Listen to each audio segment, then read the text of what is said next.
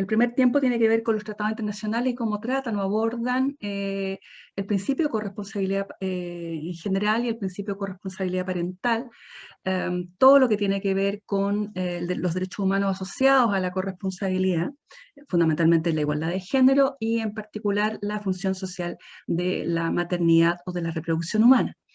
Y en segundo término vamos a ver elementos conceptuales que nos refuerzan por qué existen estos tratados internacionales, de qué se hacen cargo en materia de lo que es las consideraciones de género. Fundamentalmente los conceptos nos invita esa fase a comprender cómo se relaciona con los conceptos de sexo y género, con la comprensión de lo que significa en la historia del desarrollo de la humanidad de lo que es la visión de la división sexual del trabajo. Y por cierto, ¿qué efectos tiene esta división sexual de los trabajos en materia de asignación de roles en la sociedad y particularmente cómo esa asignación de roles en la sociedad determina o afecta particularmente a quienes trabajan, a las mujeres que trabajan fundamentalmente, y también, por cierto, a los hombres al privarlos de un rol o una potestad, derecho-deber, y por cierto, cómo esto afecta también a la comunidad en general, cómo también afecta a la sociedad en general. Para pasar, por último, a el objetivo central también de este taller, que es sensibilizar sobre la importancia de la corresponsabilidad, difundiendo la regulación que existe en materia de corresponsabilidad, particularmente enfocada al mundo del trabajo. ¿Ya? Y ello, evidentemente, con un enfoque que no es jurídico, sino con un enfoque conceptual, destinado fundamentalmente a que conozcan cuál es aquel estándar de beneficios, prerrogativas que estarían detrás de estos reconocimientos de corresponsabilidad. Haremos entonces alusión a derechos que tienen padres trabajadores en el mundo del trabajo para ejercer sus derechos y obligaciones familiares y domésticas. Partir entonces. Ya, bueno, como les planteaba, lo primero que vemos es lo conceptual que tiene que ver con el derecho internacional del trabajo, de los derechos humanos, y en particular abordaremos desde lo más general hasta lo más particular. Lo más general probablemente no es lo más antiguo, iba a decir lo más añejo. Yo soy muy antigua, entonces probablemente ocupo muchas palabras acordes a mi formación más cultural, ¿no? Una mujer criada en los 60 y 70. Tocaremos entonces la Convención sobre la eliminación de todas las formas de discriminación, en primer lugar, que no es la convención más antigua en materia de igualdad de género, pero que es la convención moderna, la más importante, por cierto, la más integradora de todas las esferas en las que a la Comunidad de Naciones Unidas le interesa que los estados se ocupen y diagnostiquen y analicen y tengan políticas. Por ende, es una convención que tiene esa vastedad que nos permite abordar una temática tan importante como esta también desde la digamos, de la integralidad, no solamente mirándolos del mundo del trabajo, sino lo que implica finalmente verlo en todos sus ámbitos, en todos los ámbitos, cómo no solamente importa la corresponsabilidad para los temas laborales, sino como también impacta para el ejercicio o la vida o la expresión de las mujeres en otros ámbitos, que no sean solamente el laboral. ¿Ya? Y después iré a ver otros tratados que son más antiguos, pero que en definitiva tienen o abordan una parcialidad de lo que estamos hablando, no obstante que al ser más antiguos probablemente son el primer abordamiento de la Comunidad de Naciones respecto a la importancia del equilibrio en la sociedad, el equilibrio en materia de asignarle roles en materia de cuidados y labores domésticas a los miembros de la sociedad. La Convención CEDAW es una convención muy importante. En primer lugar, todo funcionario público debe al menos tener una comprensión de que existe este tratado, que este tratado está ratificado por Chile, que es un tratado que tiene alta ratificación en el mundo, uno de los tratados de mayor ratificación en el mundo, tuvo una pronta vida en el mundo, fundamentalmente por la importancia de las temáticas expuestas y el valor que le asignan los estados transversalmente de todo tipo de color político y, por cierto, las agencias que hacen difusión de este tratado. Este tratado además es un tratado de última generación. ¿Qué quiere decir? Que es un tratado que avanza en acercar los derechos humanos a las personas y también en plantear que estos derechos humanos tienen que ser concretos, tienen que tener una expresión concreta. Y nos lleva de una igualdad para que difundíamos los abogados, que era una igualdad formal, de papel, de la letra de la ley, a igualdades materiales, a igualdades concretas, a resultados, ¿ya? Fundamentalmente por traernos conceptos de lo que significa la igualdad que aluden a resultados igualitarios, ¿ya? No solamente a reconocer con supuestas condiciones igualitarias en lo que son la entrega de beneficios, el reconocimiento de derechos y prerrogativas, etc. Es una convención, como les dije, moderna, es del 79. Chile ratifica los acuerdos de las postrimerías del régimen militar, acuerdos para avanzar hacia el régimen democrático en el año 89. Es una convención que se hace cargo de un trabajo de larga data, desde los 46 en adelante, una comisión que era la comisión ya de la condición jurídica de la mujer, que analizaba tantos aspectos que finalmente vinieron a construir un diagnóstico de cuál era la condición de la mujer en muchos ámbitos de la vida humana, en el ámbito político, en el ámbito cultural, en el ámbito económico, en el ámbito laboral, etc. Y, por cierto, en ese diagnóstico surge la necesidad de tener un consenso transversal en toda la humanidad para poder de esa manera generar políticas públicas que terminaran con todas las brechas y desigualdades que habían constatado esa comisión de la condición jurídica de la mujer. Y como les dijo, hizo tanto sentido en los 79 esto, que es una comisión que logra en el 81, o sea, en cortos 2 años, a tener ya existencia. Por lo general, los tratados internacionales tienen requisitos para entrar a la vía jurídica en el mundo con determinadas ratificaciones. Se logró en corto tiempo. En el mundo internacional 2 años es poco tiempo, por ende habla del sentido que tuvo esta conversación respecto a los derechos de la mujer en el mundo en la década de los 70. No hablaremos de la convención en todo lo que significa, pero es súper importante que todo funcionario público debe tener un alto interés en conocer pormenorizadamente este tratado, porque además este es un tratado que está resguardado por un sistema de derechos humanos que es el que está sustentado en un comité que está también regulado en el propio tratado, que es el Comité de la CEDAW, que periódicamente evalúa a los estados ratificantes respecto a cómo están, respecto del estándar que genera el convenio. Por ende, es algo así como un sistema donde hay exámenes periódicos y donde los estados son periódicamente evaluados y llamados e invitados a ponerse al día en aquellas cosas que todavía están débiles. Por cierto, no se preocupa solamente de que las cosas cómo se legislan, se preocupa de la realidad. Por ende, pide estadística y pide reporte de las políticas públicas, como también de la aplicación de las leyes que supuestamente se hacen cargo, según los estados, de las brechas y las desigualdades. Por ende, no se queda en, finalmente, una visión meramente legislativa, declarativa de la igualdad. Va más allá y es pormenorizada, integral, periódica. Y además tiene un comité, el Comité CEDAW, que también tiene atribuciones para abordar casos particulares de denuncias específicas o casos, ya algo así como juicios que pueden plantearse ya ante este tribunal virtual que es el Comité de la CEDAW, ya que no es imperativo, pero que dicta ya recomendaciones para casos concretos, ya a lo cual los estados pueden ser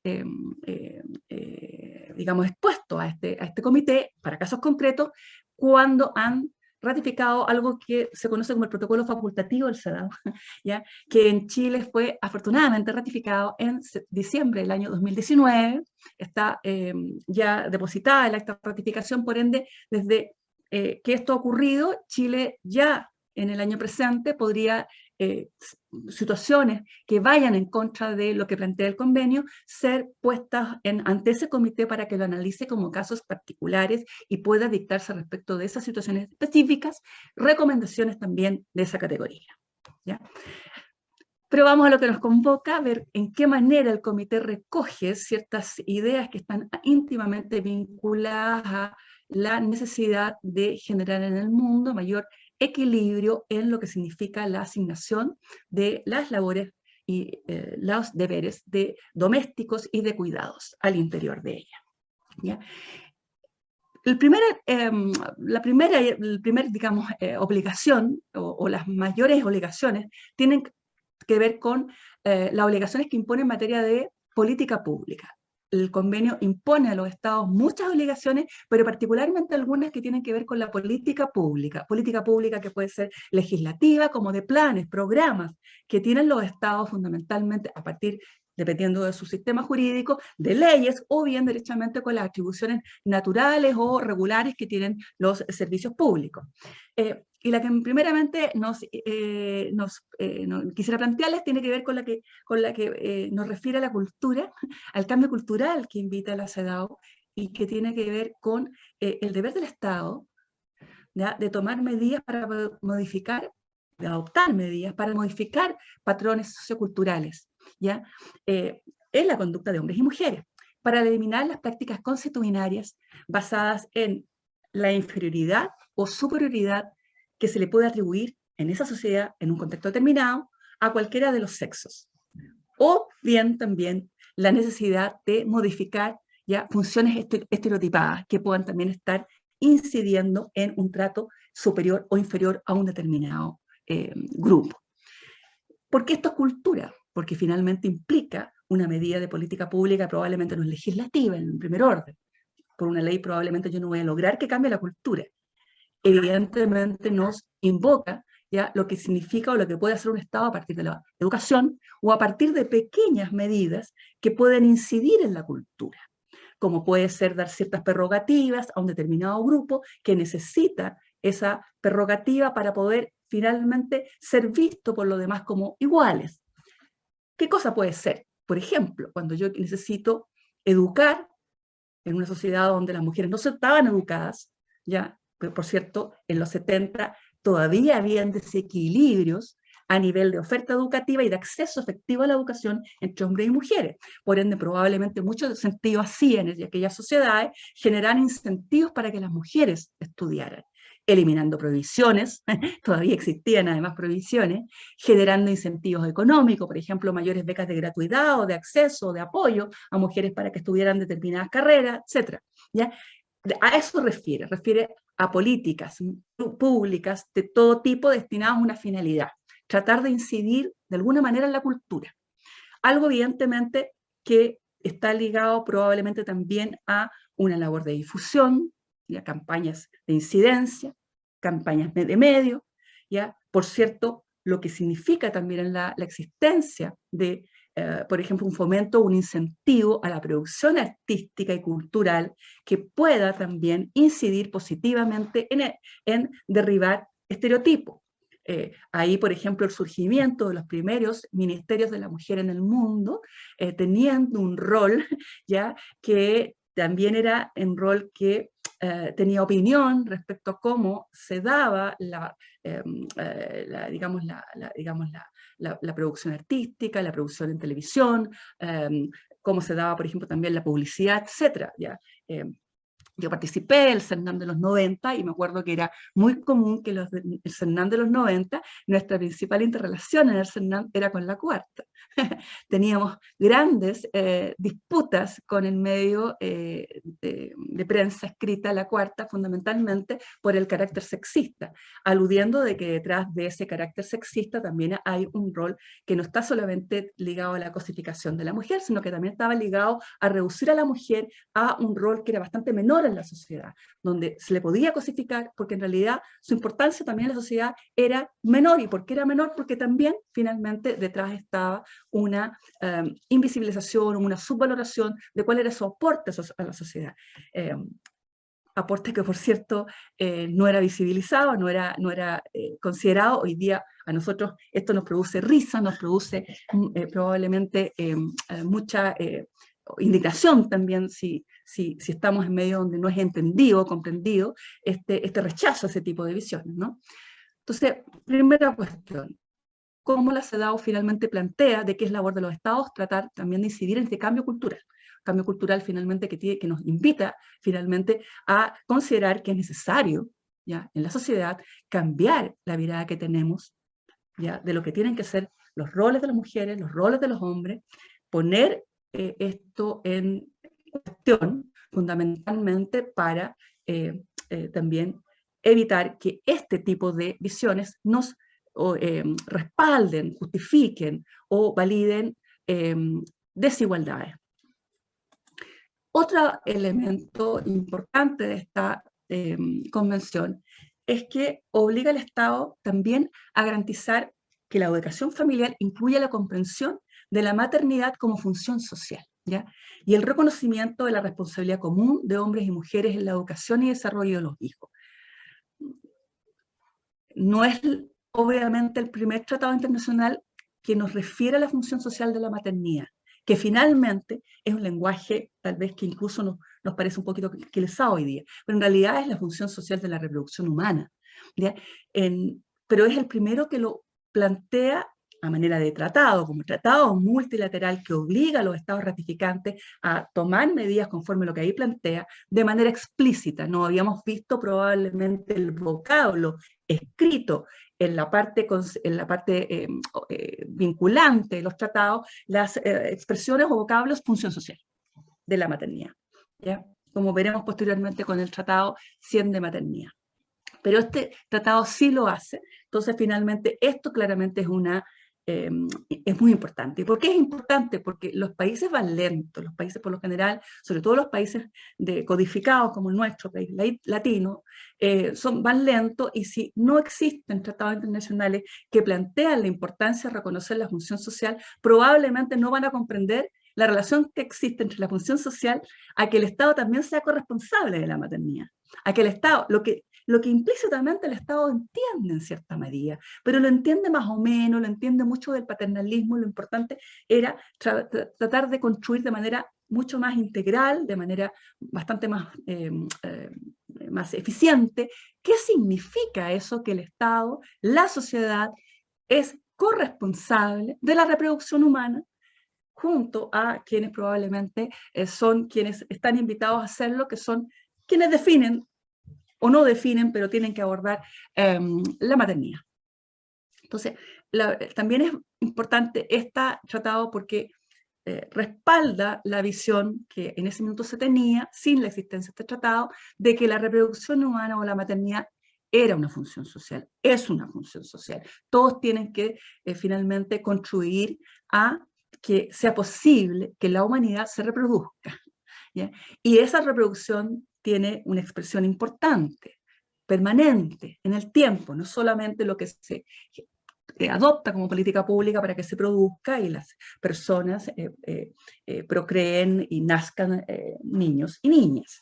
También tiene que ver con qué ocurre con la vida de esas personas y cómo esas personas posteriormente también se reproducen, ¿ya? Entonces, eso es relevante. También es relevante en la CEDAW el valor que le da la CEDAW a la necesidad de que los estados promuevan el desarrollo pleno de las mujeres en todo ámbito, ¿ya? Fundamentalmente donde puedan expresarse. En ese minuto del desarrollo de los tratados internacionales se hablaba de esferas políticas, sociales, económicas y culturales. Hoy día hablamos de múltiples más esferas, pero lo concreto que donde el ser humano ya necesite y pueda desarrollarse, las mujeres tienen que tener derecho a desarrollarse. Y el Estado le juega o tiene un rol de promoción pleno de ese desarrollo, ¿ya?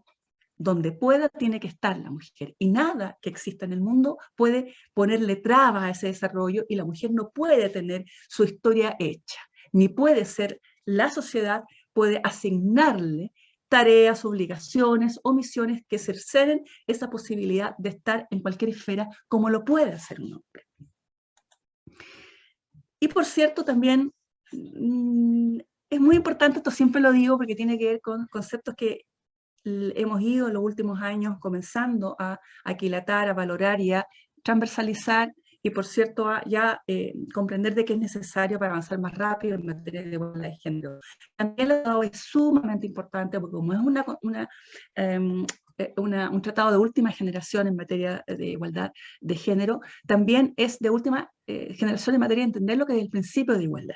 Y el principio de igualdad finalmente supone que no que a todos hay que darle lo mismo o que todos somos iguales, sino que las personas finalmente tienen que tener acceso, ¿ya?, a aquello que sea necesario para finalmente poder ejercer los mismos derechos en plenitud. Y eso implica que finalmente no se opone, ¿ya?, a que hayan diferencias, ni objeta que existan diferencias. Lo que objeta es que diferencias puedan justificar desigualdades, que no sean razonables, que sean injustas, ¿ya? ¿Ya? Ese es el concepto, ¿ya?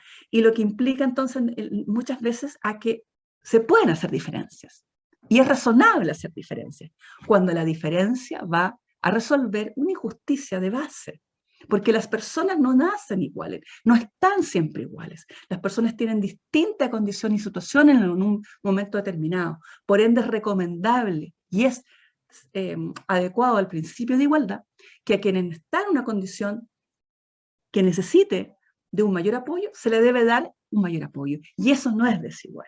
Y eso no es contrario al principio de igualdad. Es como un juego de palabras, pero lo que está detrás es la comprensión de algo que es bastante básico o sencillo de entender, que es que se pueden hacer diferencias, cuando es razonable hacer diferencias, cuando es lo más justo hacer diferencias. Y al contrario, se pueden hacer finalmente igualaciones, cuando lo razonable es igualar lo que es diferente, ¿ya? Pero además, esto se puede hacer como mientras tenga sentido hacerlo en el tiempo. Porque probablemente si yo tomo medidas específicas, en algún minuto esa medida no va a ser necesaria, como lo probablemente fue políticas de incentivar o ver cómo se educaban en igual manera las mujeres que los hombres. Pero esas políticas que fueron probablemente transitorias, como alguna medida destinada a la mujer para que la mujer trabajara, en algún minuto ya no es necesaria porque las mujeres puede que estén estudiando de la misma manera que los hombres, pero ahí probablemente me surge, entonces tengo que eliminar esa política y tengo que tal vez evaluar otra política. Bueno, ahí la CEDAW me plantea de que los estados pueden tomar medidas transitorias, finalmente, que hagan estas diferencias, ¿ya?, que para darle más al grupo menos representado en una determinada política o en una determinada condición. Ya necesito darle un beneficio a alguien para que mejore la condición en un determinado ámbito. Esa medida es transitoria, es especial y, por cierto, evidentemente no es contraria al principio de igualdad.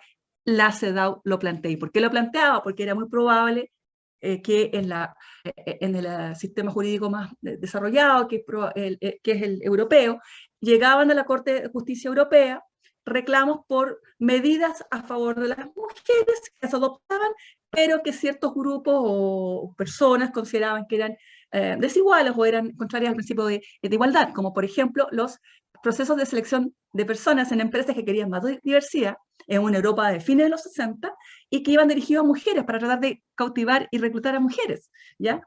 Y hombres se oponían a esto y lo llevaban al Tribunal de Justicia. Entonces, por eso es importante esta norma, que faculta a los estados a tomar medidas especiales de carácter temporal encaminado a acelerar la igualdad, de facto, ¿ya? Porque si yo, por ejemplo, tengo una empresa donde no hay igualdad, no hay diversidad de género, la única manera de generar diversidad es que yo en algún minuto plantee procesos de reclutamiento solo para mujeres, ¿verdad? No hay otra alternativa. Entonces, apalancado con otras políticas, evidentemente la educacional, que me entrega mujeres preparadas en el ámbito donde quiero hacer el proceso de selección, me viabilizan a irme haciendo cargo de una problemática en la sociedad, como es la falta de diversidad en determinadas organizaciones. Bueno, un muy importante también tratado internacional que es de la misma época, coetáneo, va a decir un poquito, 2 años no es nada, las fases preparatorias de estas discusiones son las mismas, probablemente están detrás las mismas personas, los mismos, digamos, talentos en la comunidad de Naciones Unidas, en las agencias y en los gobiernos que participan activamente en estas conversaciones, ¿no? Es el tratado que es de OIT, de la Organización Internacional del Trabajo, que es una agencia específica de Naciones Unidas para lo laboral, ¿ya? Y que en materia de igualdad de género ha hecho también aportes muy significativos con este tratado y con el tratado de maternidad. Este tratado del 81 Chile lo ratifica en la época democrática, ya lo ratifica en los 94. En el 94 lo ratifica particularmente el trabajo que hace digamos, en esa época el Servicio Nacional de la Mujer, que tentaba tanto la función de hacer política y de incidencia, como también de generar la acción propia que hoy día sigue desarrollando como CERNAM en lo que es concreción de política pública. Concreción, no pensar, ni regir, sino que concretar. Y es un tratado interesante, es un tratado que está dirigido al mundo del trabajo, por ende es un tratado que muchas veces es visto solamente para el mundo del trabajo remunerado, pero la verdad es que en general los tratados internacionales de la OIT no siempre se circunscriben al mundo del trabajo remunerado, porque también abordan todo lo que es el trabajo autónomo, el trabajo cuentapropista, el trabajo comunitario, el trabajo de subsistencia, ¿ok? Donde existen las mismas necesidades de cautela, de la seguridad de las personas, de estándares, etc. ¿Ya? ¿Qué nos dice este tratado? Nos dice que el Estado está obligado a promover una política pública que permita finalmente a los trabajadores que tienen responsabilidades familiares ejercer sus derechos a trabajar sin entrar estos en conflicto con sus obligaciones parentales. O sea, finalmente nos aborda o nos introduce a lo que es hoy día conocido como los derechos y necesidades de las personas que trabajan a conciliar sus obligaciones laborales con sus necesidades para atender labores domésticas o familiares. También está este tratado en lo que implica la cultura, por eso lo pongo siempre digamos, en morado, en lila, obliga a los estados a promover la comprensión del principio de igualdad de oportunidades y de trato y de los problemas de los trabajadores y trabajadoras con responsabilidades familiares, así como promover una corriente de opinión favorable a la resolución de esos problemas. O sea, obliga al Estado a hacer lo que hoy día estamos haciendo, tratando de sociabilizar la importancia que tiene en la sociedad, a todos los que están en la sociedad, a los entes públicos, a los entes privados, a las organizaciones, a las comunidades, a las personas que tienen responsabilidades familiares como las que no tienen responsabilidades familiares, a comprender la importancia que aquellos que tienen responsabilidades familiares tengan la posibilidad de conciliar, ¿ya? Tengan la posibilidad de conciliar. O, como dice el tratado, solucionar el problema de la tensión. La tensión. Por cierto, una tensión que hoy día también se ve desde el ámbito económico. Hay una tensión también en la economía respecto a lo que implica producir y que las personas vivan y puedan vivir. Porque las economías no son prósperas cuando las personas no pueden vivir en plenitud. Las economías prósperas son aquellas, o las más prósperas, son aquellas donde las personas pueden vivir con mayor plenitud, porque con mayor plenitud pueden hacer más cosas que generan un, digamos, intercambio de bienes y productos y de satisfacción humana virtuosa. Entonces también hay una valoración, por cierto, en algún minuto estos debates, que de las agencias económicas y las agencias de desarrollo, donde también dicen, bueno, esto tiene sentido, esto tiene sentido, esto tiene sentido que las personas vivan, tiene sentido que las personas además vivan y sean, en el fondo, personas que pueden desarrollarse plenamente. Tiene sentido que las personas socialicen sus obligaciones, compartan. No tiene sentido que solamente unos se dediquen a las labores domésticas y los otros no. ¿Por qué? Porque si no, probablemente ahí van a generarse muchas injusticias. Las sociedades esclavistas, convengamos que no eran particularmente prósperas económicamente para toda la humanidad. Y por cierto, para la economía específica donde existían. O sea, habían posibilidades de crecer de manera integral, por cierto, a todo tipo de escala, de manera más rápida, de manera más armónica con lo que era lo que todos querían en ese minuto para la sociedad. Entonces, eso es importante, el tema cultural que plantea también esta convención, de la cual solamente voy a dar un slide, pero que en definitiva es sumamente interesante o relevante para lo que es lo que conocemos hoy día por corresponsabilidad y necesidades que deben los estados promover en materia de conciliación para las personas en la sociedad.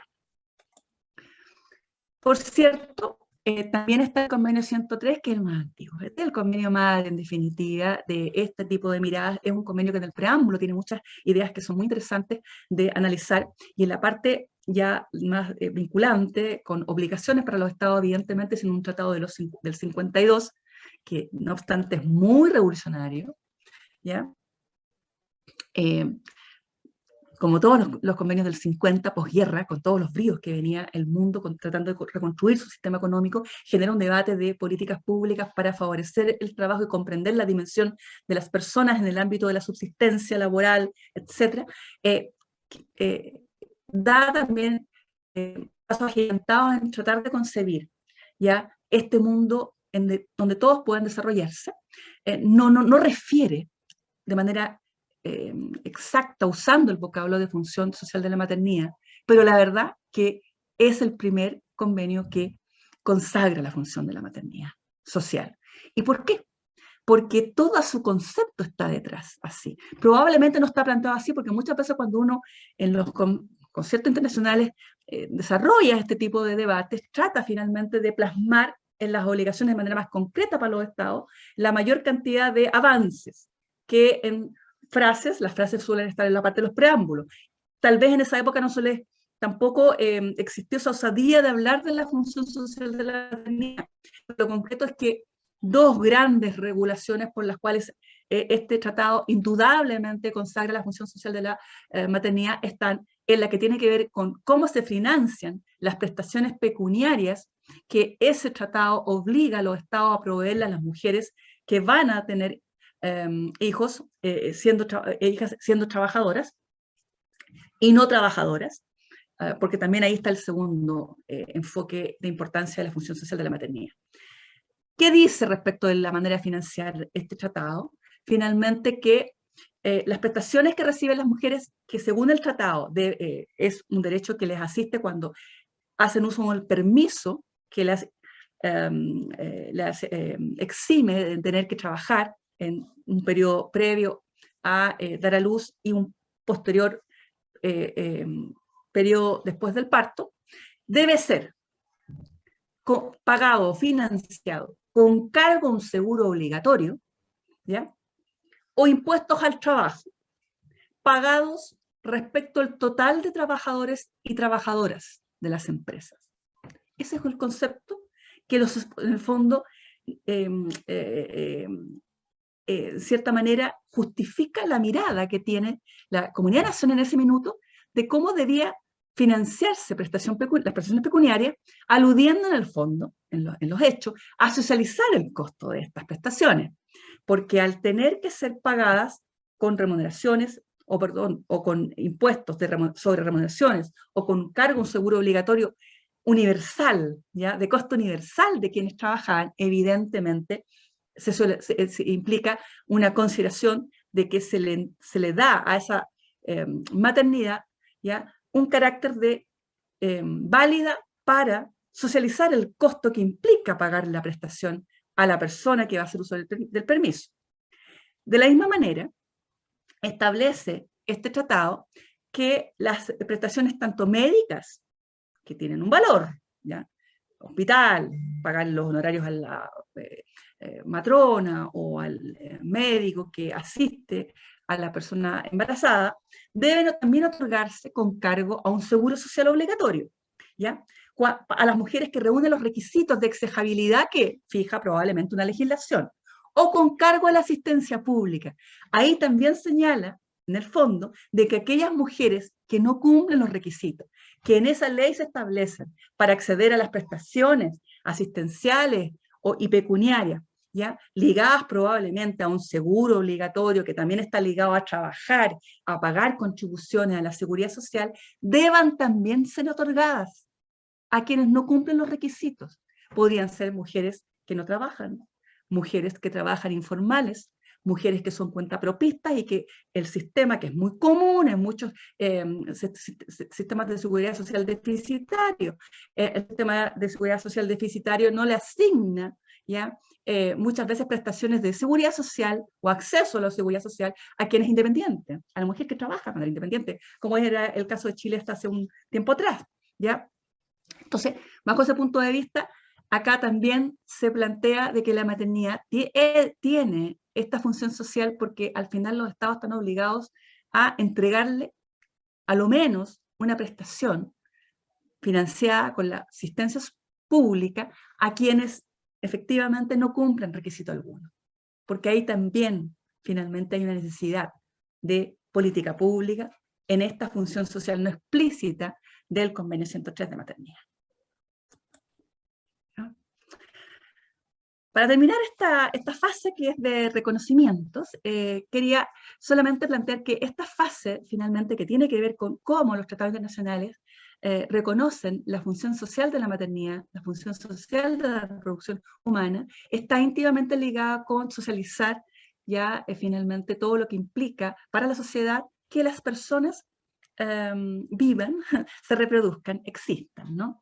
Y esto tiene que ver no solamente con los cuidados a niños pequeños, sino que también probablemente hoy día a ese grupo que es más creciente en la sociedad, que es las personas mayores, que van a requerir cuidados paulatinamente en la medida de que vayamos también considerando también la importancia de esa necesidad en la sociedad, ¿no?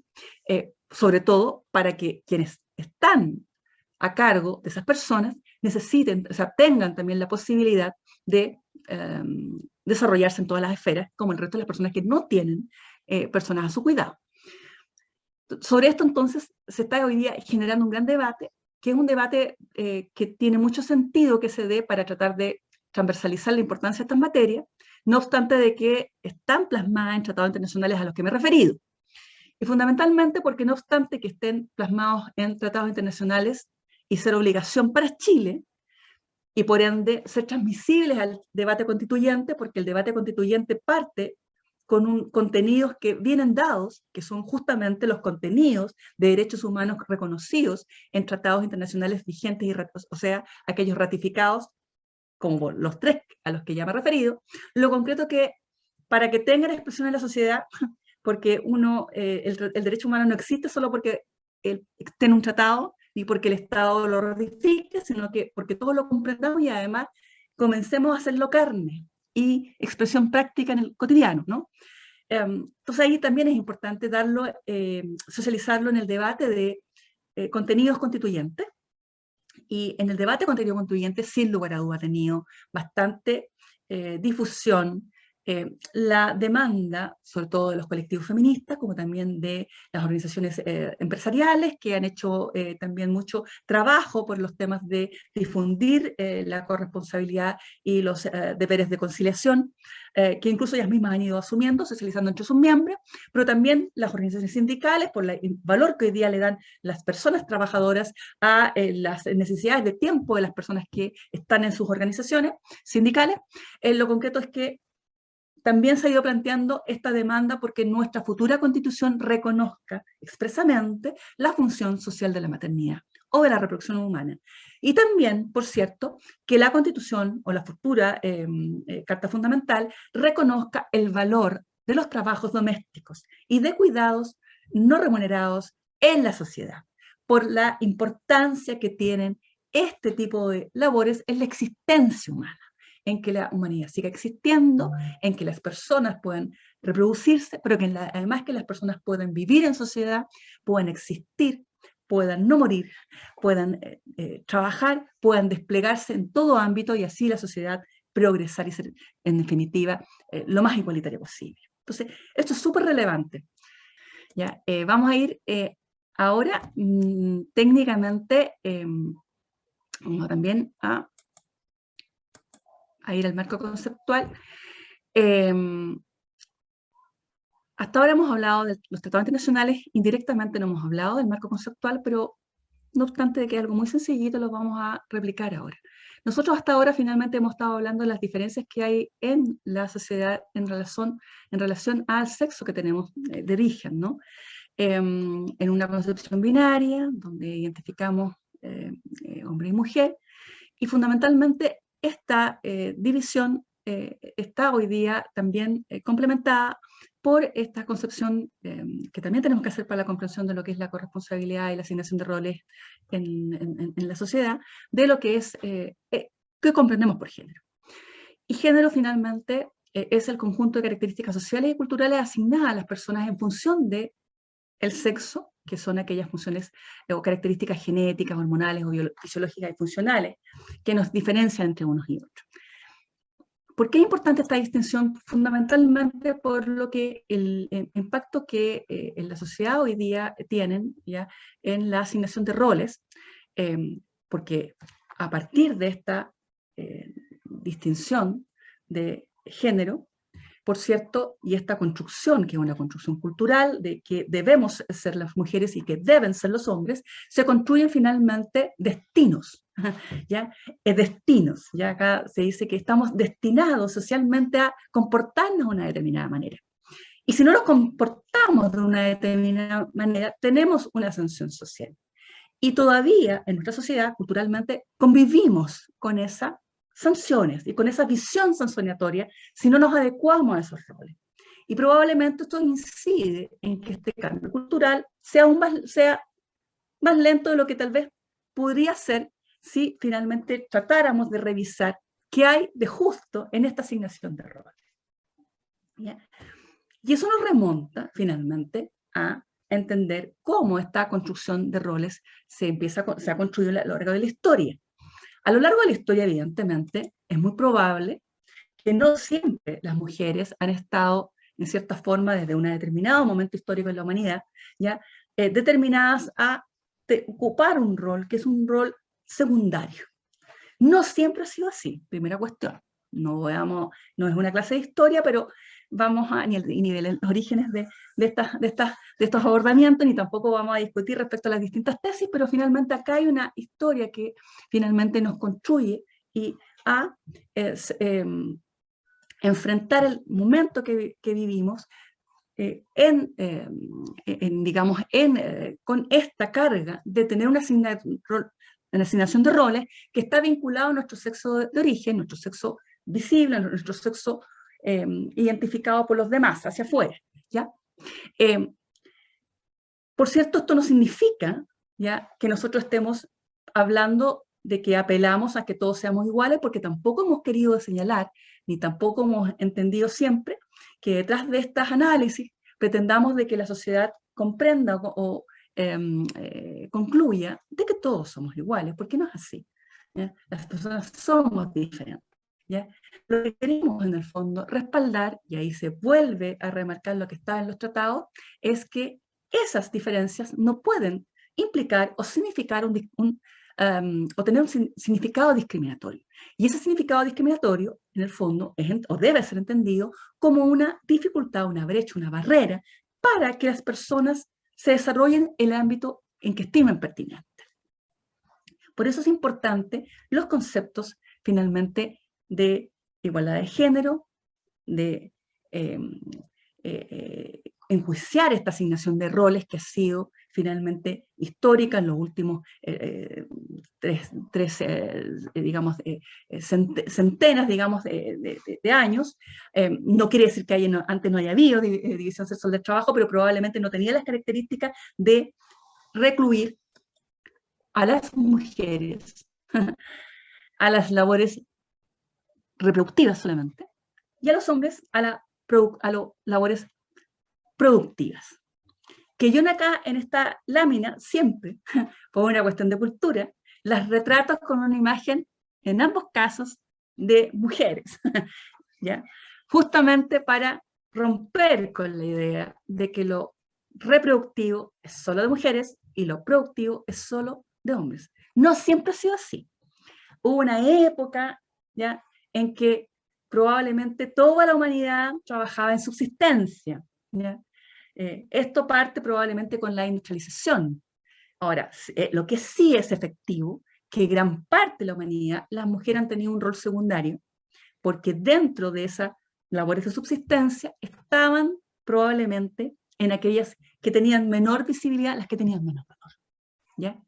Lo que cambia con la sociedad actual es que hoy día cada vez más hay cosas que son productivas. Hoy día hasta comer es muy productivo, porque probablemente hoy día no cocinamos en casa, ¿ya? Compramos. Entonces, ese nos permite entender de que esa labor de reproducción hoy día oye, pero es como de producción. Y entonces también nos permite entender de que lo reproductivo y lo productivo está completamente interrelacionado, porque lo que no ha cambiado en la humanidad es que las personas para vivir el día cotidiano tienen que subsistir, tienen que levantarse, tienen que lavarse, tienen que caminar, trasladarse, ¿ya? Tienen que, bueno, caminar evidentemente no lo puedo delegar, a menos de que lo delegue, qué sé yo, en alguien que me transporte físicamente, pero ahí tengo que ir a un transporte, pero en general la barrera entre lo productivo y lo reproductivo siempre ha sido indisoluble. En algún minuto de la humanidad, producto de la industrialización, lo comenzamos a separar. Y esta visión ya de la división sexual del trabajo contribuyó a dividirlo como si fuesen estancos completamente separados, cuando no lo son. Cuando no lo son. No están separados ni las mujeres estaban asignados a uno de ellos inevitablemente y fatalmente. Están interrelacionados. Y las mujeres no estaban ni tenían que estar en el fondo, determinados a quedarse en uno de ellos. Van en conjunto.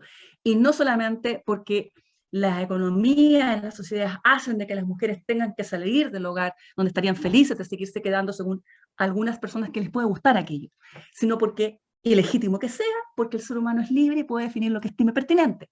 Lo concreto es que también existe el derecho, finalmente, a que las personas sean distintas y que en ese nivel de desarrollo, ¿ya? Las personas necesiten también plasmarse profesionalmente.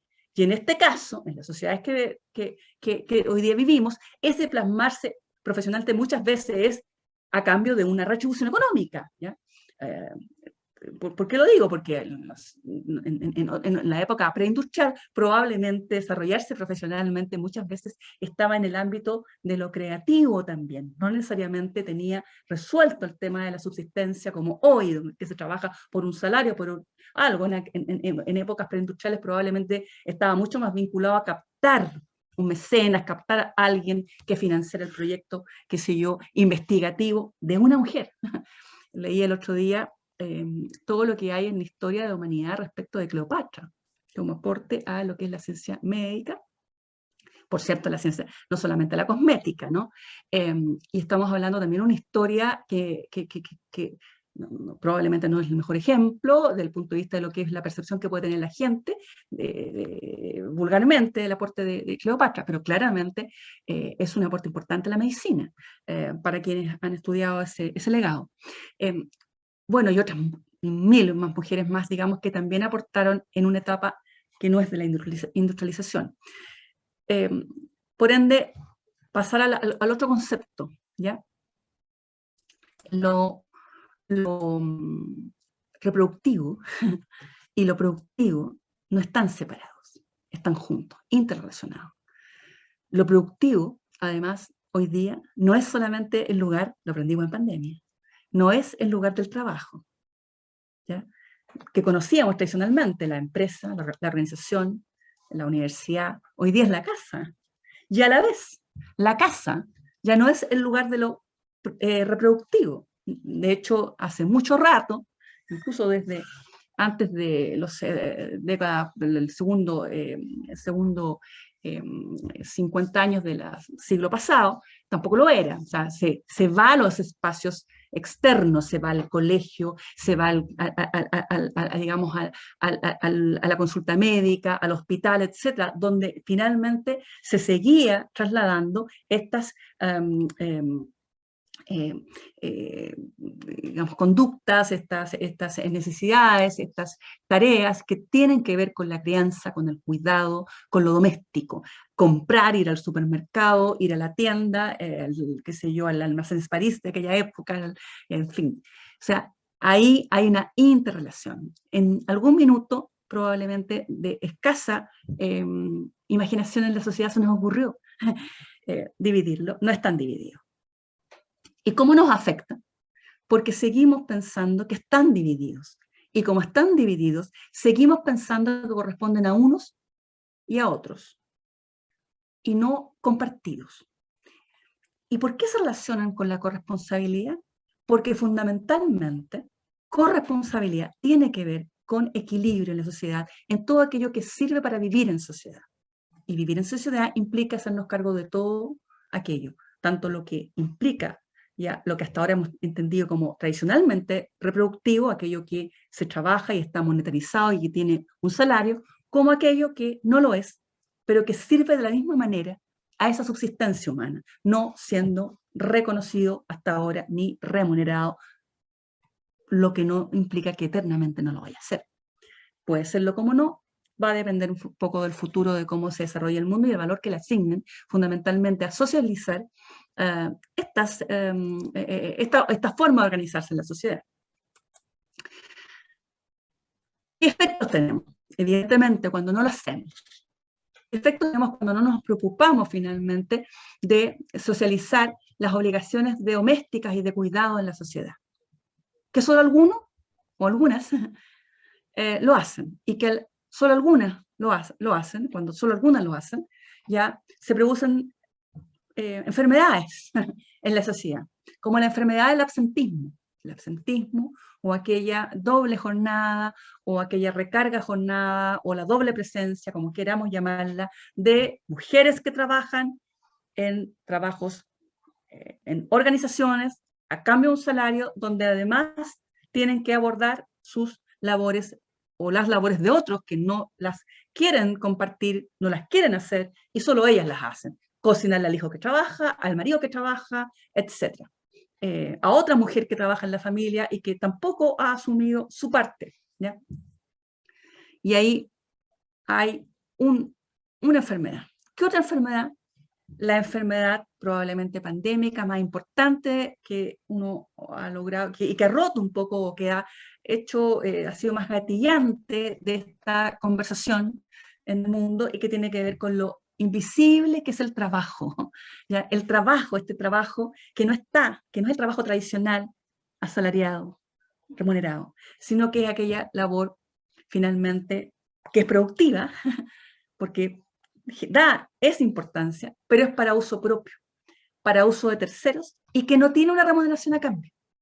¿Ya? Y es productiva porque permite que otro haga algo, permite que la sociedad de vuelta progrese, pero no le damos visibilidad.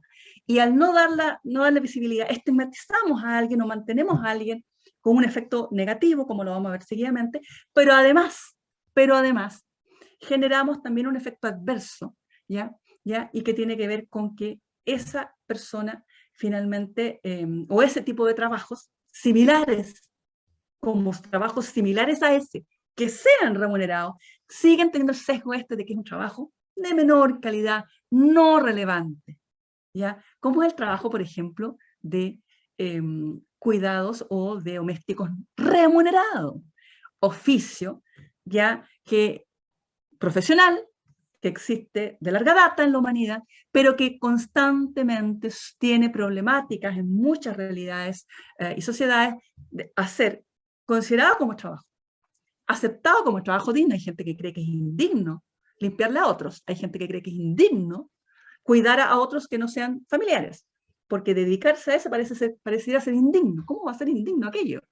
Si es necesario, si es correcto, es valorable, debiera ser pagado con mucha mayor, probablemente, celo que otros trabajos que tienen, desde el punto de vista intrínseco, tal vez un valor de menor condición, menor calidad. En fin. Entonces se siguen también genera esa invisibilización del trabajo productivo, que llamábamos antes reproductivo, no remunerado, ¿ya? Y pensamos que no es productivo porque no es remunerado, ¿no? Es como una paradoja, ¿ya? También perjudica a los trabajos también similares, de contención, de cuidados, de atención, ¿ya? Que son hechos de manera profesional y que sí reciben a cambio una remuneración por realizarse. ¿Ya? Esos son los efectos. ¿Ya? No vamos a dialogar más, pero esos son los efectos. Y afectan mucho, afectan la capacidad que tienen las mujeres en decidir qué es lo que quieren hacer con sus vidas.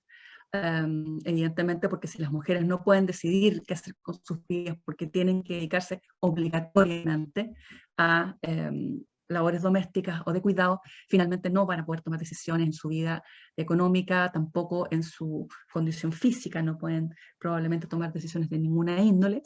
Y, por ejemplo, acá yo se las dejo nomás para que ustedes la revisen, la incidencia que tienen, por ejemplo, esta es una tabla que refleja la tasa de personas, segregada por sexo, hombres y mujeres, que sin ingresos propios, ¿ya?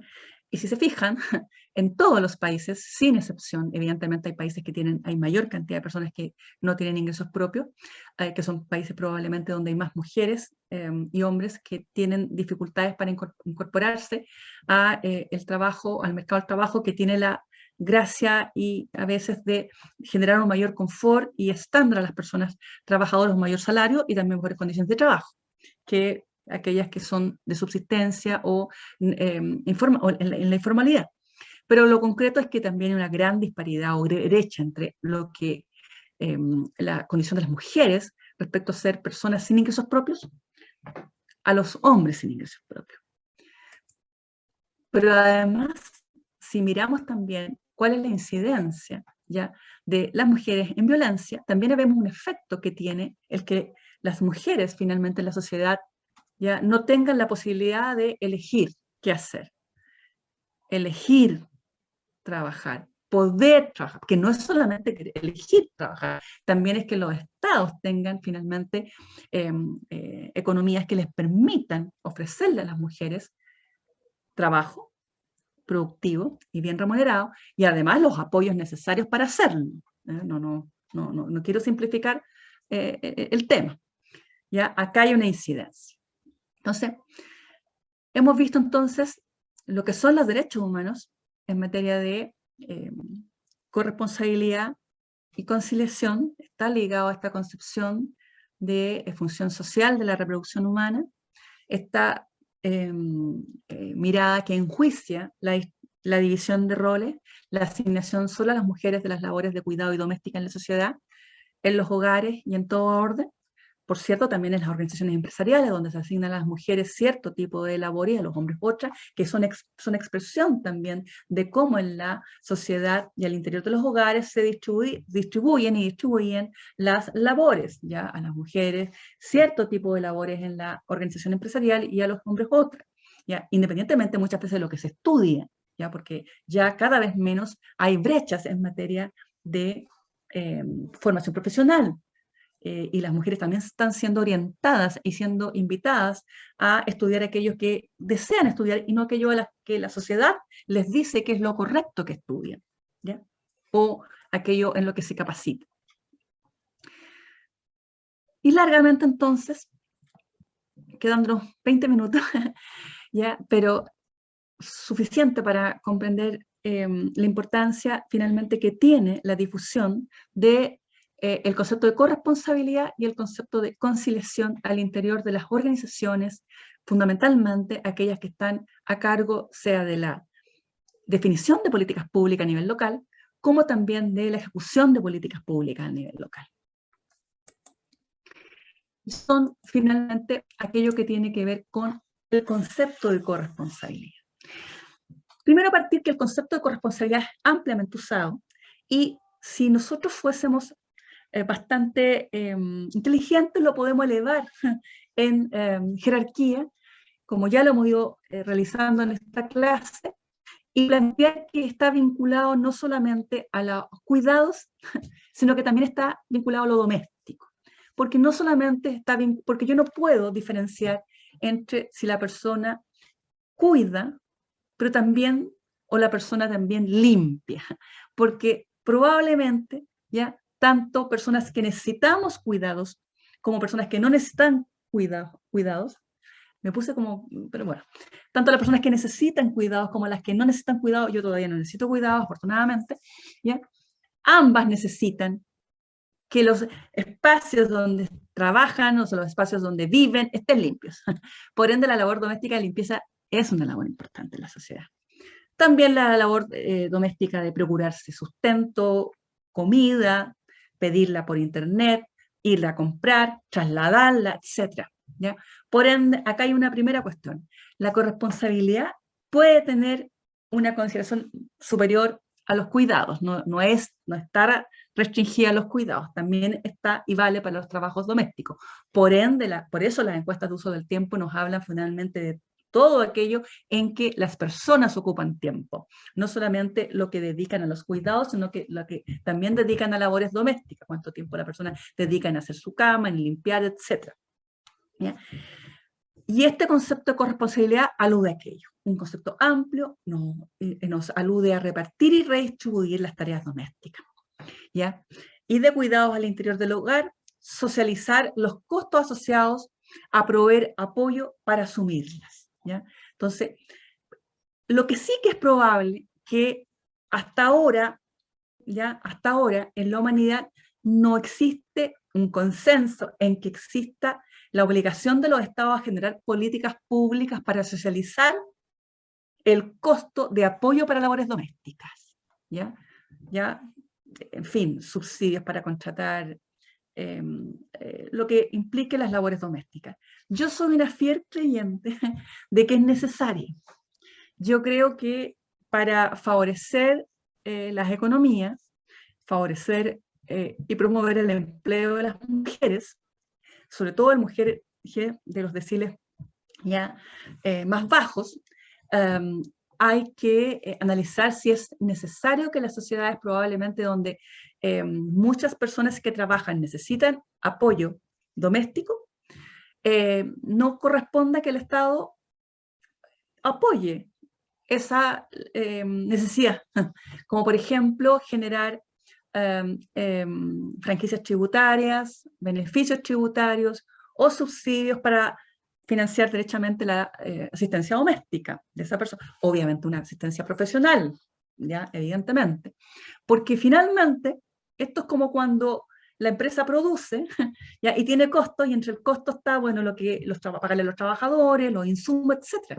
Bueno, las personas que trabajamos también tenemos una puesta a disposición de nuestro trabajo. Y eso pasa porque alguien haya cocinado la comida que comí hoy día, alguien me haya traído la comida que pedí en el delivery, o la persona que está en la casa me haya cocinado si es una persona que tengo en la casa.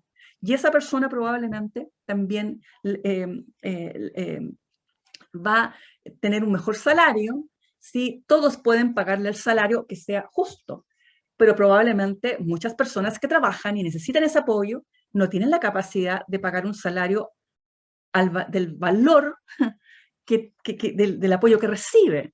Ahí hay un defectillo. Entonces, también esto es un llamado a las economías a ver cómo hacemos política a gran escala, política pública, y cómo vemos estos incentivos.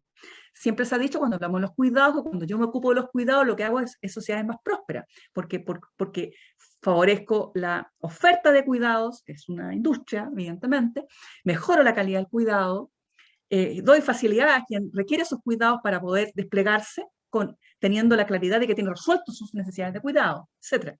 Bueno, en lo doméstico es similar. En lo doméstico es similar. Ahí me quería quedar. Pero tenemos que ir a lo de parental. En lo parental, evidentemente, siempre ha habido, en eso ya ha habido todo lo que ha sido estos tratados internacionales, donde sí hay un concepto de que lo que está ligado a la reproducción humana más básica, como la etapa previa digamos, a la reproducción humana, el parto mismo, que es la concreción de la reproducción humana, los periodos posteriores a la reproducción humana, que no son cortos además, porque convengamos de que las personas pequeñas, los niños y niñas, necesitan cuidados hasta una determinada etapa importante de sus vidas, muchas veces de distinta calidad. Hay un minuto en que no podemos dejar a los niños solos, porque si dejamos a los niños solos, los niños se mueren. Hay otro periodo en que podemos dejarlos a veces sin cuidados, adolescentes, en fin, pero tampoco los podemos descuidar tanto porque si no los niños también pueden tener o enfrentar problemáticas como son las necesidades afectivas que pueden tener los niños respecto de las personas que quieren y quieren también tener la posibilidad de compartir con ellas, como sus padres, parientes, amigos, etc. Y, por cierto, también todo lo que implica también para las personas adultas, donde paradojalmente hoy día están puestos más los acentos por dos razones. Por los cambios demográficos, que nos están haciendo que la curva de la cantidad de seres humanos en el mundo que tienen esa necesidad es mayor a la de los pequeños, porque hay más, paulatinamente hay más personas mayores que niños pequeños en edad de cuidado, pero además porque las personas mayores necesitan probablemente cuidados más caros. La oferta de productos para personas mayores son más caros, los insumos médicos, la ropa, los cuidados que tienen que tener son mayores, necesitan más calefacción, en fin, muchas cosas a veces más que los niños, pero además también porque estas personas mayores finalmente suelen ser más pobres, suelen llegar a, por distintas razones de la humanidad también, por ser más cantidad, suelen llegar a ser más pobres. ¿Ya? Las personas pequeñas suelen estar vinculadas, salvo las personas que los niños que son abandonados o los que están en círculos, digamos, de cuidados estatales. Lo concreto es que la gran mayoría de los niños suele tener ya por lo menos un padre, una madre, y desde el punto de vista económico, pareciera ser que los énfasis respecto a la pobreza están yéndose a los seres humanos de mayor edad.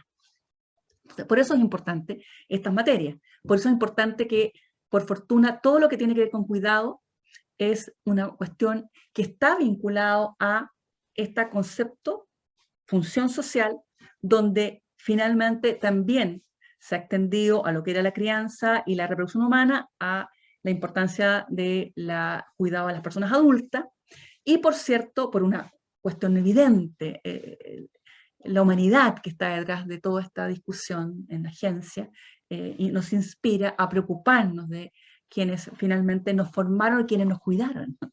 Devolver la mano, ¿no? Entonces, eso finalmente hace que este concepto transversal respecto a de que las políticas públicas debieran ocuparse también de procurar ya favorecer, socializar ya, y compartir, equilibrar estas obligaciones. Acá les dejo, por ejemplo, lo que es un debate interesante respecto de hasta dónde, en materias de cuidados de personas pequeñas ligadas a la maternidad, se ha ido en el fondo dando en los últimos probablemente 30 años de la humanidad. En Chile los últimos 20 años, pero en la humanidad 30 o incluso 40. Y es una línea de tiempo que nos sitúa en los 50, hablando de derechos maternales, y a partir de los 70, con CEDAW, o los 80, comenzar a hablar de los derechos parentales. Expresión fundamentalmente de que la función social de la reproducción humana comienza a ser comprendida, y comienza a ser comprendida también en lo que implica exigirle a quienes hasta ahora no han asumido un rol de esa potestad, derecho-deber, de cuidar, en equilibrio, ¿ya? Y no lo han asumido por dos razones. Por la cultura, la sociedad no les dice que tienen la mitad, a lo menos, en relación a las madres, ¿ya? O en relación a la realidad donde viven, dependiendo de quién sean, si no son padres directos, ¿ya? Que no tienen esa obligación, pero además porque al no tener la obligación, el Estado hasta ahora no ha generado políticas destinadas a ayudarles en el ejercicio de esa obligación. Por ende, en definitiva, estamos hablando de personas a las cuales el Estado y la sociedad no les exigen, pero además tampoco las ayuda, porque al igual que quienes hasta ahora han asumido de manera exclusiva esas responsabilidades, necesitan apoyo. De hecho, una de las maneras más visibles y que más ha funcionado en el cambio de cultura ha sido entregarle apoyo a padres trabajadores para asumir labores de cuidado de manera exclusiva y excluyente a la madre, de manera tal de que el foco de la sociedad va hacia ellos. Y si no aceptan ese apoyo, lo más probable es que no ejercerán, ¿verdad?, la obligación. Entonces, ahí en el fondo la cuestión que plantea esa encrucijada es: el padre habrá abandonado el deber sin aceptar el derecho a un apoyo por parte del Estado. el caso más típico es el permiso parental, con derecho a apoyo económico, prestación económica, que se empezó a generar en gran parte de los estados europeos, al inicio en los países nórdicos, Noruega, Suecia, y que hoy día se están extendiendo hacia el resto de los países europeos. Como este es el caso del slide que les presento, que es el País Vasco, creo. Puse a la slide del País Vasco, puse en la slide al País Vasco, que en la pantalla en blanco ven en cuanto a la línea de tiempo, de cómo en 3 años, del 2019 y el 2021, o sea, el año pasado, han tratado de acortar e igualar la brecha en apoyo de política pública a los padres trabajadores para cuidar a sus hijos pequeños. En el 2019, en abril, el País Vasco se planteó incrementar, y así lo hizo, la duración del permiso de paternidad de padres trabajadores en 3 semanas, alcanzando de las 5 que tenían a 8. Tenían 5, llegaron a 8. En el 2020, ¿ya? La duración del permiso de paternidad se vuelve a ampliar en 4 semanas para llegar a 12 semanas. Y en el 2021 se iguala al de las madres trabajadoras y llega a 16. En la idea de que padres trabajadores puedan también ejercer ese permiso para cuidar a hijos menores. Políticas públicas que en distinta medida se han ido tratando de copiar por los países americanos, evidentemente con un nivel de fuerza más bajo, porque son políticas públicas que deben ser financiadas, y como muchas veces estas políticas públicas no han sido todavía bien analizadas en la sociedad, puede que no tengan un financiamiento colectivo de la misma forma como lo tienen en los países europeos, ligados probablemente a impuestos generales, y al no tener una fuente de financiamiento clara, probablemente van a un tranco más cortito, ¿no? Más que, porque el ejemplo del País Vasco, que también es el ejemplo de Andalucía y de otros estados en España, es de acortar la brecha en 3 años. Pero tenemos nuestra realidad, ¿ya? De país, ya con menos recursos, con una política pública en materia de maternidad que es sólida, siempre ha sido destacada como sólida en lo que implica los derechos de maternidad, y por lo mismo probablemente va a costar ya generar la conversación, o ha costado generar esta conversación para apostar a gastar en cambio cultural. Yo misma muchas veces he tenido grandes discusiones con otras personas que refieren a políticas públicas en la necesidad de avanzar en igualar derechos a padres trabajadores, ¿ya? Y esto fundamentalmente porque se piensa que padres trabajadores se llevarían el derecho, pero no cumplirían con las obligaciones, en circunstancias que por lo general este tipo de beneficios suelen estar indexados a maneras o diseños que apuntan a que aquello no ocurra. Ya hay en nuestra legislación alternativas de ir modelando aquello, que es lo que yo les voy a contar ahora, al final de la clase. Entonces, estamos hablando entonces de corresponsabilidad, que es en el fondo aquella ya corresponsabilidad parental, o sea, aquella que nos invita a abordar de manera equilibrada las responsabilidades familiares al interior de la sociedad. Pero que además, en el caso de quienes forman parte de la familia, nos invitan también a compartir de manera equilibrada y equitativa, ¿ya?, la labor de crianza de los hijos, ¿ya? Esta bonita expresión, bonita anhelo por parte de la sociedad, por parte también, y legítimamente probablemente, de muchas parejas, constituidas o no constituidas en vía de convivencia, ¿ya? Está estresada, y está estresada porque las personas trabajan, y las personas que trabajan no tienen acceso a los mismos derechos, ¿verdad? Como ya claramente y ya majaderamente señalado. Entonces, comenzamos entonces primero a tratar de aceptar finalmente que hay bueno, no es tan difícil de aceptar, que hay una diferencia de trato a hombres y mujeres. Probablemente está vinculada, e innegablemente está vinculada, a que hasta ahora solo las mujeres realizaban la función, asumían la responsabilidad. por ende el Estado solamente se preocupaba de quienes asumían la responsabilidad. Pero si el Estado lo sigue haciendo así, enhorabuena, pero solo lo hace respecto de ellas, no estoy haciendo nada por cambiar finalmente el rol cultural. Inevitablemente me tengo que hacer cargo de aquello que sí le da a los hombres para ver si se cumple. Y ver en definitiva por qué no se cumple, hasta dónde hay un tema cultural y hasta dónde hay un tema de que el derecho probablemente está concebido de manera que no incentiva o autoincentiva ya este cambio cultural, ¿ya? De que también el hombre se sienta obligado ya a asumir el rol que le compete, la mitad del rol, ni más ni menos.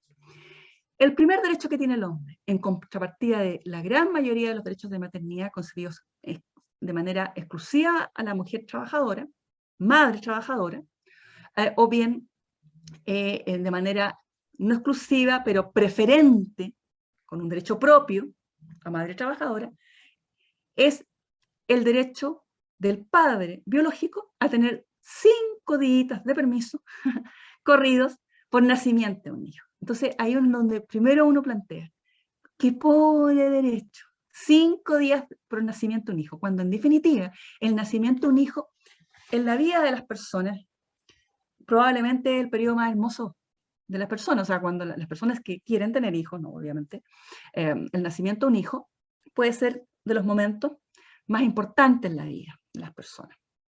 Entonces, un derecho esquivo, 5 días.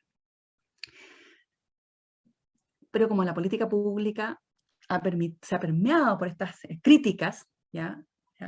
Evidentemente han ido desarrollando estos derechos nacidos exclusivamente para la madre, tratando de favorecer que sean desarrollados por los padres. Pero antes de partir a señalárselo, es bueno tomar nota que este derecho de 5 días de permiso, si ustedes lo fiscalizan o lo auditan o le mandan indicadores en las organizaciones o empresas donde están o donde se encuentran, lo concreto que van a poder verificar que es probable que no se esté cumpliendo en la realidad.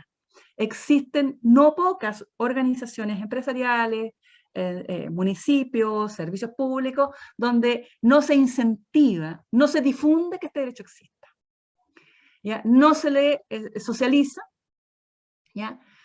No se genera una cultura para tomarlo, lo que implica es dar la señal que todo el mundo debe tomárselo, que son irrenunciables y que si no se lo toman, alguien está haciendo mal las cosas al interior de esa organización y esa organización debiera llevarse un tirón de orejas o una multa en el caso del mundo privado o en el caso del mundo público, alguna investigación sumaria, algún sumario administrativo, para constatarse que eres responsable de aquella falla, porque es un derecho irrenunciable. Respecto a este derecho no hay un enfoque distinto a otros derechos parentales, por ende, es tan irrenunciable como el derecho de maternidad, de los postnatales, etcétera, donde las personas están inhabilitadas a trabajar cuando ese derecho les asiste. Evidentemente acá hay un tema de estructura de cómo está diseñado el derecho y además que hay un tema ostensible que implica que hay que promocionar este derecho y que es lo que estamos haciendo hoy día en esta clase. Que las organizaciones no pueden saber que un trabajador es padre si el padre no lo reporta, porque no hay posibilidad de que quien no conoce esta realidad por la boca de quien tiene el derecho, lo sepa, porque no hay rasgos visibles, como lo sería la condición de embarazo o que la madre tenga efectivamente un hijo. Es algo que es bastante distinto en condición. Pero técnicamente, las organizaciones de personal en todas las organizaciones debieran auditar esto, debieran hacer seguimiento a las situaciones que se dan al interior de las organizaciones y debieran reportar datos. Si una organización reporta que año a año nadie hizo uso de este derecho, es porque en la organización nadie finalmente fue padre biológico. La pregunta correlativa es, ¿eso fue así? ¿Ya? Es raro, ¿no? Entonces, ahí hay una labor de promoción, difundir el derecho, buscar mecanismos para auditar y tener datos. ¿Cuántos hijos nacen en la organización cada año? Eso le va a poder permitir a la empresa generar políticas, qué sé yo, para apoyo, va a poder servirle al sindicato para saber si efectivamente no están apuntando a una demanda de apoyos a, por ejemplo, en sala cuna para padres trabajadores, ¿por qué no? Y llevar ahí la discusión que se da en muchos sindicatos. Yo tengo grandes sindicatos que asesoro y en muchos de ellos pedimos sala cuna para padres trabajadores, no para madres trabajadoras, no para madres trabajadoras solamente. En fin, en los sectores y empresas todavía masculinizadas no tiene por qué no, ¿ya? O sea, no existe razón que justifique que ahí no se discuta respecto al derecho a la cuna. Y claro, no existe una obligación legal hasta ahora en nuestro derecho, pero podría perfectamente existir por parte de la voluntad colectiva de la organización sindical, mirar con buenos ojos que los padres trabajadores en esta idea de corresponsabilidad quieran tener este derecho para poder tratar de contribuir a la conciliación de su familia, donde está probablemente la madre del hijo, que puede que no sea su conviviente, la abuela, la madre de él mismo, que es la que tiene que sacrificarse y no trabajar, porque hasta ahora así nos ha venido dado la cultura. También porque probablemente con la desigualdad y brecha salarial, muchas veces el salario de reserva es mejor para el hombre, ¿ya? O sea, lo que le queda al hombre luego de pagar o de resolver los temas de conciliación es más de lo que le queda a la mujer. Si la renta de la mujer es más baja, probablemente va a estar en peor condición en su grupo familiar de ser ella la que se sacrifica en no trabajar cuando alguien tiene que no trabajar para dedicarse a los cuidados no remunerados, etc. Bueno, ese es el primer derecho. Otro derecho, nos queda nada, así que aguantémonos un poquito en la clase. Otro derecho interesante acá es el permiso postnatal. Vamos a tratar en conjunto, como nos queda poco, es el permiso postnatal parental y el permiso postnatal, el permiso postnatal y el permiso postnatal parental. Ambos, ¿ya? Ambos dos, o sea, el permiso seguido al parto que toma la madre, como aquel que se suplementó en el 2012 y que hace extender el permiso postnatal a 6 meses, ambos dos pueden ser transferidos, ¿ya? Al padre cuando, por derecho propio, cuando muere la madre. Cuando muere la madre, la legislación ya previno que el permiso no se perdía, ni el permiso ni el subsidio pasa al padre. Es obvio, la madre falta. No es un gran avance, pero enhorabuena. ¿Por qué no es un gran avance? Porque evidentemente la razón es obvia, la madre no puede tomarlo desde el punto de vista de la política pública. Por ende, hay una razón económica que el Estado le pareció neutro y lo dio. Pero lo concreto desde el punto de vista del cambio cultural, estoy cambiando en algo la cultura porque el hombre se hace cargo, pero lo interesante sería poder también que hubiese derechos correlativos para ambos padres, que es lo que no existe. Otra alternativa es que el padre tenga el cuidado personal. O sea, la madre no ha muerto, pero el padre obtiene el cuidado personal por sentencia judicial. Ahí el derecho pasa al padre, ¿ya? Postnatal parental. Y la otra alternativa es la transferencia del postnatal, en este caso solo el postnatal parental, solo aquel periodo posterior al postnatal, ¿ya? Que es también es un periodo de 12 semanas, ¿ya? Pero no se puede transferir al padre las 12 semanas, se le puede transferir al padre una parte de ese, que son 6 semanas, a partir de la semana séptima. O sea, se entiende todavía hay un celo ya en la legislación de no transferirle al padre todo desde los 12 semanas. Ese es un celo, podríamos decir un celo machista probablemente, en términos de celo propio. Muchas veces se mira el derecho como propio que tenemos las mujeres, derechos maternales, pero en definitiva lo que hay ahí es la posibilidad finalmente de hacer que el otro asuma parte de su responsabilidad con un apoyo del Estado. Es evidente que mientras este tipo de beneficios estén indexados a un subsidio maternal, ¿ya?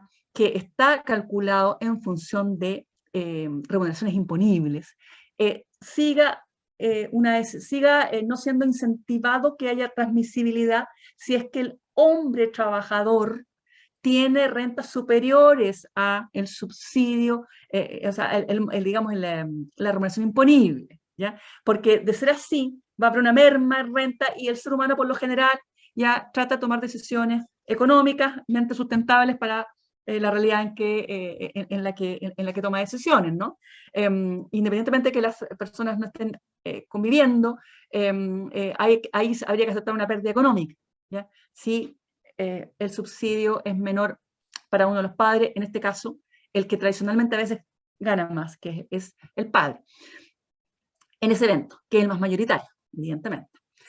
Otro beneficio es el permiso por enfermedad del hijo menor de 1 año, que sí es un permiso transferible, que dentro de los últimos 3 o 4 años ha tenido un cambio en la tendencia de uso por parte de los padres.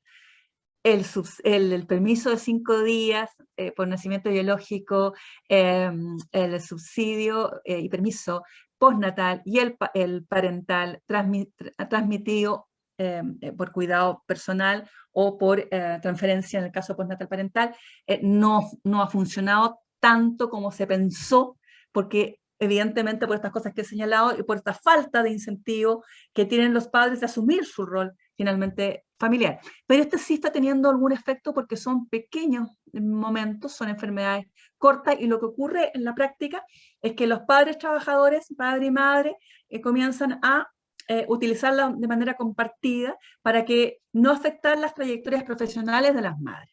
Ahí se nota que ha habido un cambio, porque antes de los 3 años anteriores, o sea, estamos hablando del 2018 hacia atrás, ¿ya? En la estadística del 2017 hacia atrás finalmente, porque la foto del 2018 es del 2017, las tasas de ocupación eran de menos de 1 punto, 0 y algo. Pero hoy día ya vamos sobre 7 puntos, ¿ya?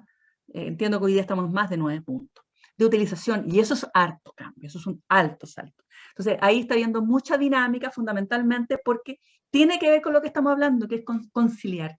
Cuando más personas tienen que conciliar, finalmente, porque están asumiendo corresponsabilidad, es más fácil para todos resolver tensiones, ¿ya? Si se dividen entre los distintos padres, el padre y la madre se dividen las veces en que el hijo está enfermo en el año, hijo menor de 1 año, evidentemente las trayectorias profesionales de ambos se van a afectar de manera equilibrada, ni una más ni una la menos. Y el padre también tiene un valor, recibe una ventaja si la madre no ve afectada su trayectoria profesional por muchas razones, porque a él le importa que la madre esté bien, la madre de su hijo esté bien, porque probablemente la economía familiar esté avenido, la pareja o no esté avenida, también se beneficia con aquello. Y finalmente porque es lo correcto y es lo que está hoy día siendo socializado fundamentalmente entre las parejas más jóvenes. ¿Ya? Entre las parejas más jóvenes. Entonces, ahí tenemos un elemento importante. Entonces, este también es un subsidio que puede usar el padre por decisión de la madre, por muerte de la madre y por tener el cuidado del menor. Pero lo concreto es que está en alza y evidentemente no han subido ni los cuidados de padres, o tal vez sí un poquito, ni las muertes. Probablemente hay un cambio cultural interesante. El tema del cuidado personal sí está siendo ocupado como un resorte para manejar estos beneficios. El problema es que es un resorte esquivo, porque implica que las parejas vayan a tribunales. Y ir a tribunales es un trámite que no todo el mundo puede hacer, no es asequible para todos. Por eso es importante que las políticas públicas avancen más rápido, porque si al final hacemos que las personas vean esta oferta de política pública y comiencen a buscar, aunque la gente hoy día es muy inteligente para utilizar las políticas públicas, empiecen a buscar cómo hacer uso de ellas, ¿ya? Transitando por los tribunales de familia, buscando, qué sé yo, las medidas que respalden cumplir con el requisito, lo concreto es que vamos a estar dando la posibilidad a quienes tienen esa agilidad y esa capacidad de utilizar el resquicio. Y también tenemos 2 últimos derechos que están unidos, que son permisos vinculados al cuidado de hijos en situaciones complejas, donde necesitan cuidados, que son cuando están enfermos gravemente. Y uno es el permiso tradicional que ya existía hace más de 15 años, que es el permiso restituible, un permiso que no está vinculado a política pública, sino que es un permiso de cargo del empleador otorgarlo, o sea, es obligatorio para el empleador otorgarlo, pero no es obligatorio para el empleador sostenerlo, y por ende el empleador lo que gana ahí es un derecho del trabajador que utilizó el permiso a restituirle el tiempo ocupado o devolverle después en renta si es que no puede devolverse en tiempo. Y lo puede devolver de manera flexible, en permisos, en horas extras o imputándolo a vacaciones el tiempo. El tiempo son 10 jornadas diarias al año que se pueden también dividir.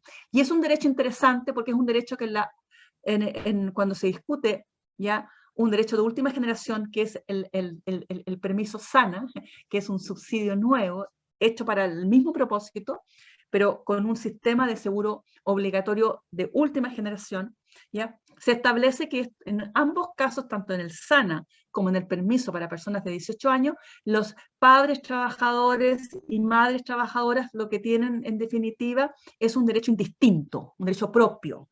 El padre tiene 10 semanas de permiso, la madre tiene 10 semanas de permiso. El padre tiene el derecho a SANA, la madre tiene derecho a SANA. No son derechos para uno y no para el otro, ¿ya? Los dos tienen el derecho. Trabajando los dos, ambos tienen el derecho. No tienen que mirar al otro, ¿ya? Son derechos que se establecen en casos de accidente grave, en caso de enfermedad terminal, en fase terminal, y enfermedad grave aguda y con probable riesgo de muerte. Es evidente que esto pasa por certificados médicos y en el caso de accidente grave, justificando el accidente grave. Esto es tan sencillo como entender que cuando ocurren estas situaciones durante la vida de las personas, ahí todo lo que hablamos de corresponsabilidad tiene mucho más sentido porque probablemente la gente no le ve sentido que tengas que ir tanto sentido, a que tengas que ir a la reunión de curso, ¿no?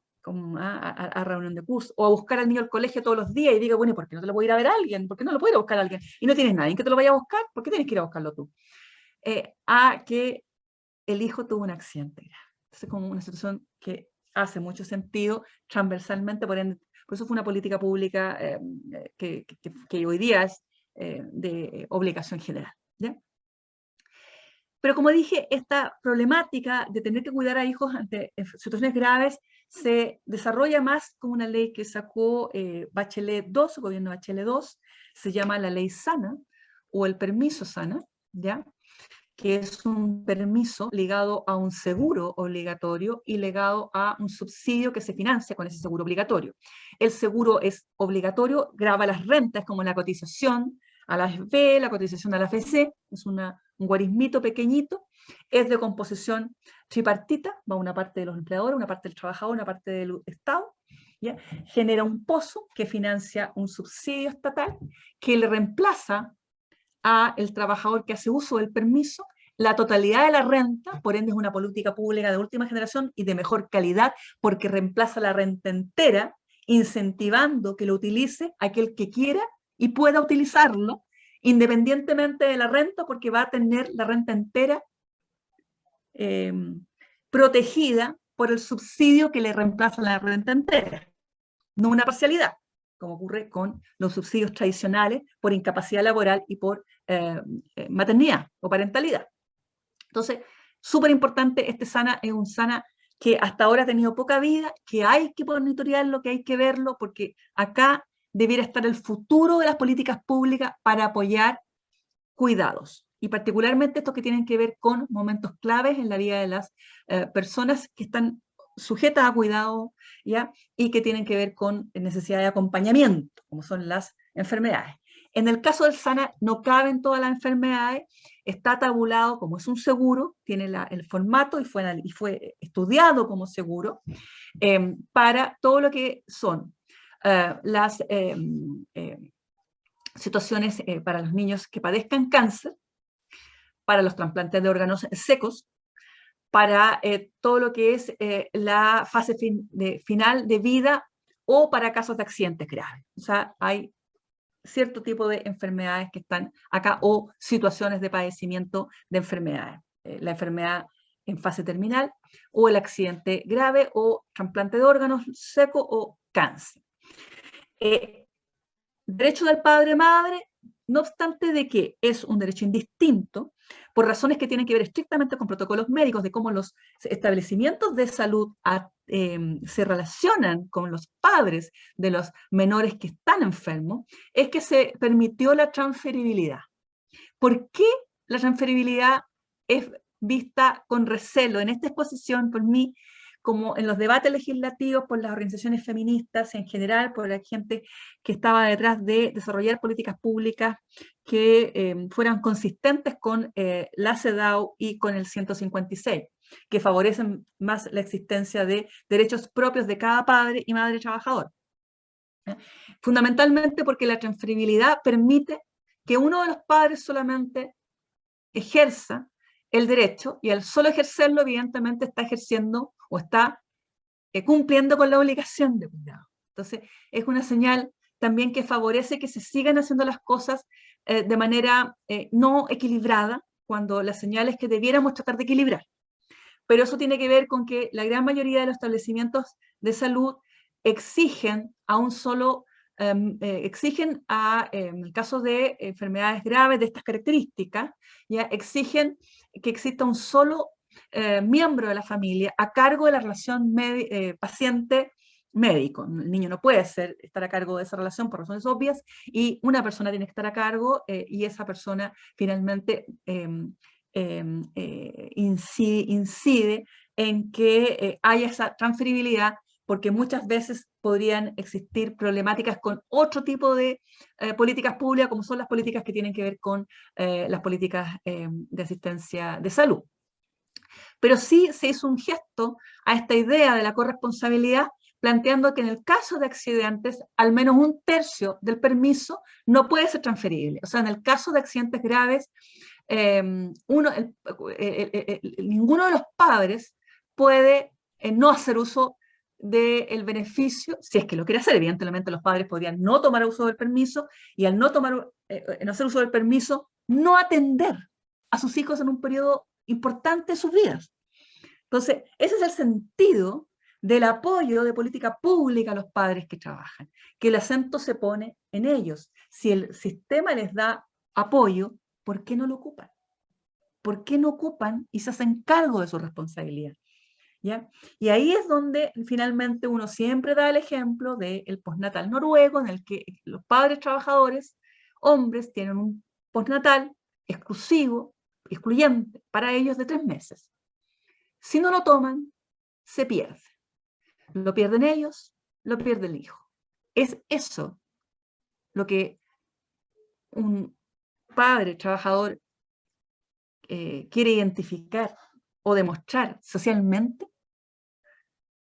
que no está disponible para ocupar un permiso que se le otorga por parte del Estado, que a su cargo le entrega una prestación pecuniaria para estar 3 meses con su hijo, y no está con su hijo 3 meses. Es así como se cambia la cultura, con ese tipo de apoyo, y por eso es el sentido de difundir la corresponsabilidad, ¿ya? El derecho a alimentar también es un derecho que se puede transmitir. Probablemente en el mundo municipal lo tienen claro, porque existe en el sector público una normativa donde se pueden generar convenios para llevar a la cuna a hijos de a la sala cuna del padre trabajador, por ende puede ser una cosa un derecho que ya conozcan. Se dan cuenta que no son muchos los derechos, pero igual me costó contarlos en la hora de clases que teníamos, el tiempo de clases que teníamos. Plantearnos o reforzar esta idea de que la conciliación laboral en contexto de corresponsabilidad es la solución. Es la solución porque es una mejor solución. Porque mientras más personas comparten la responsabilidad, la conciliación que tiene que buscar cada cual en sus distintas ocupaciones, remuneradas o no, es más factible. Cada cual tendrá que buscar solucionar un problema de tiempo, de necesidad de tiempo más bajo, porque todos comparten la responsabilidad. De igual forma, el Estado, la sociedad, la comunidad y las organizaciones y empresas tienen también que contribuir y apoyar esa conciliación. son corresponsables socialmente porque a ellas también les va a llegar el beneficio de atender esa necesidad, con innumerables ejemplos.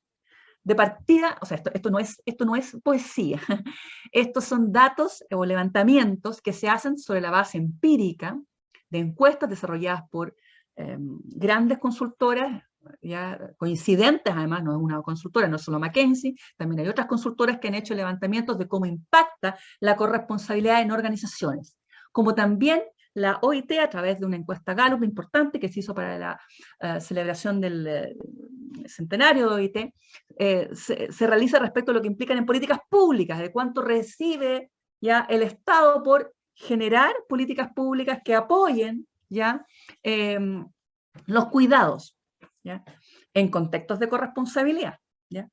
Por ende, otorgando beneficios en igualdad de condiciones a padres trabajadores y madres trabajadoras.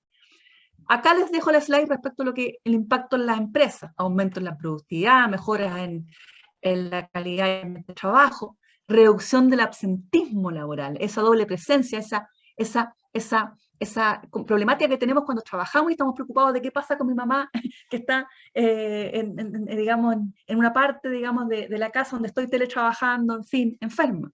En fin, son cuestiones, son ejemplos de cómo favorece. Por cierto, estamos hablando finalmente de datos empíricos que se han levantado en el manual que queda de texto y que está en la slide que ustedes pueden consultar en la página de la Universidad Alberto Hurtado, de Win-Win y de Fundación Chile Mujeres. Le iba a hacer esta pregunta que respecto de cuáles son los derechos parentales que más han usado. Esto es muy interesante que ustedes lo compartan tal vez en sus organizaciones, a lo mejor lo vemos en el segundo taller. Y sin lugar a duda creo que hay que verlo en el segundo taller. Surge de ahí mucha dinámica interesante, muchos ejemplos y muchas líneas de cómo resolver las preguntas que les voy a hacer seguidamente. Otras preguntas. Y fundamentalmente tiene que ver por aquellas dificultades que hayan experimentado cuando hayan querido transferir derechos, cuando hayan conocido de que algún compañero de trabajo, amigo, familiar haya querido hacer uso de estos derechos, y por cierto también la experiencia que tienen en su propia organización respecto a cómo promueven el uso de estos derechos. ¿Y por qué es importante esto en la organización donde ustedes están, gobiernos locales, que finalmente lo que hacen es definir políticas públicas dentro del marco de sus atribuciones, ley de artículo 4, la ley orgánica municipal de municipios, o bien lo que son concreción de políticas públicas en mandato de esa normativa, como también de aquellas funciones que son delegadas por parte del gobierno central, del Estado central. Porque finalmente, en su condición de funcionarios públicos, importa no solo lo que pueden hacer hacia adentro, lo que han usado de esos beneficios, lo que han conocido de esos beneficios adentro para usarlo ustedes mismos o sus parejas, sino que también cómo ustedes, y por sobre todo, y porque están acá, cómo ustedes se ubican en el cumplimiento del Tratado Internacional como parte y miembros del Estado chileno, en esa labor de cambio cultural, de conformación de una corriente de opinión favorable a la conciliación. A través de la educación y la cultura, la educación está partiendo del mundo municipal, pero la cultura se mantiene y por ende la cultura probablemente tiene que ir hacia allá. Todo lo que es finalmente las labores de esparcimiento desde siempre, ya en los 90, mucho, recuerdo yo, todo lo que era el programa Jefa de mujeres temporeras del CERNAM, tenían muchos convenios con los municipios donde lo que se hacía fundamentalmente es ver la importancia de que se organizara al nivel local, finalmente actividades de esparcimientos para que durante verano o durante vacaciones de invierno los padres y madres pudieran conciliar, pudieran tener finalmente actividades para que sus hijos pudieran ir y ellos no tener tan afectado su trabajo durante ese periodo donde iban a estar sin colegios formales porque era en la época de vacaciones escolares. O bien todo lo que es la extensión horaria, ¿ya? Los centros de cuidado para gente trabajadora de temporera. No sé si se llaman así, ya no me recuerdo el nombre. la memoria ya a esta altura me falla. Son muchos conceptos, muchas palabras, muchas glosas, muchas abreviaturas. La asistencia social y jurídica. Yo acá les di una probablemente pobre descripción de los derechos parentales que tienen padres trabajadores. Probablemente cuando lo escuchan se van a dar cuenta que les faltan también conocimientos en los que son los derechos de las madres trabajadoras. Unos y otros tienen que ser conocidos por los trabajadores, tanto los trabajadores del municipio como para ejercerlos, trabajadoras y trabajadores, para ejercerlos, como para socializarlos en la comunidad. Por ende, la asistencia social y jurídica es importante, es un mecanismo para aquello. Ojo, tienen que haber todas las organizaciones empresariales, como los servicios públicos, reglamentos internos de orden. Los reglamentos internos de orden tienen que ser revisados cada cierto tiempo y actualizados con todos los derechos de maternidad y paternalidad. Debe de estar yo siempre digo esto, en formato PDF, con título, de manera tal que ustedes cada vez que necesiten y tengan una duda respecto a su existencia, ustedes lo digitan y les aparece el derecho sin atisbo de duda. Quien tiene claro el derecho, lo ejerce. Donde el derecho no es claro, hay un conflicto, por ende también a los DAF debiera interesarles hacer esa socialización permanente. Son muchos, nos gustaría que fuesen más simples, con requisitos probablemente menos alambicados, pero lo concreto es que es parte de nuestra realidad jurídica, no es chino, en todo caso no es chino mandarín, hay muchos especialistas que pueden darlo del ámbito jurídico como también de la asistencia social, ¿ya? El tema de la urbanización y la vialidad urbana y rural está muy vinculado con los temas de responsabilidad y conciliación, ¿ya? La ciudad tiene que ser pensada, según lo dice, no lo planteé esa slide, pero bueno, no podía hablar tanto del 156, del convenio 156, pero el convenio de responsabilidades familiares plantean también de que los estados deben tomar decisiones políticas de apoyo a cuidados, pero también tienen que tomar medidas que hagan compatible el desarrollo de los territorios con los derechos y deberes de las personas para responder a sus responsabilidades familiares, ¿ya? Si no es la urbanización, entonces nos pasamos a la otra función municipal, que es la de transporte y tránsito público. O sea, todo aquello que hacen muchas municipalidades, trasladando a niños al colegio, trasladando a padres a sus trabajos, es algo que tiene que ver con un sustento en derecho humano y que tiene que ver con esta corresponsabilidad social por la reproducción humana, que finalmente es la responsabilidad social por la convivencia humana, ¿no? Promoción de igualdad de oportunidades entre hombres y mujeres, evidentemente es el principio transversal que les da sentido a todos los enfoques de género que ya le hemos dado. No hablé me salté el enfoque de género, pero era un poquito más largo y creo que es un concepto que requería más tiempo. Lo podemos ver en taller complementario. Y finalmente, todo lo que es el desarrollo de actividades de interés común en el ámbito local, porque es muy probable que hoy día cada vez sea más creciente a nivel local el desarrollo de actividades de interés común. Súper importante. ¿Qué hacen las personas mayores hoy día para relacionarse cuando ya tienen cuidados, cuando ya tienen la salud? Igual siguen persistiendo cosas o necesidades no satisfechas. Recreación, que redunda directamente en cómo están anímicamente y al final directamente en cómo están en salud física, ¿no? y psíquica. Entonces, evidentemente acá hay mucho que abordar, me quedaría hasta ahí.